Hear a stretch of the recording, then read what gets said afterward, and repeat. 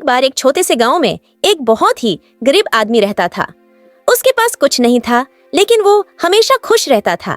एक दिन उसके गांव में एक अमीर आदमी आया। वो अपने साथ बहुत सारा पैसा और गिफ्ट्स लेकर आया। उसने गांव के लोगों को कहा, मैं आप सभी को एक गिफ्ट दूंगा, लेकिन आपको मेरी एक कंडीशन माननी होगी। गांव के लोगों ने कहा, ठीक है, हम आपकी कंडीशन मानेंगे। अमीर आदमी ने कहा, मेरे पास 2 गिफ्ट्स हैं। एक गिफ्ट में पैसा है और दूसरे गिफ्ट में एक छोटा सा पत्थर है।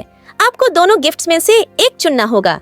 गांव के लोगों ने पैसा वाला गिफ्ट चुना, लेकिन गरीब आदमी ने पत्थर वाला गिफ्ट चुना। अमीर आदमी ने पूछा, तुमने पत्थर वाला गिफ्ट क्यों चुना?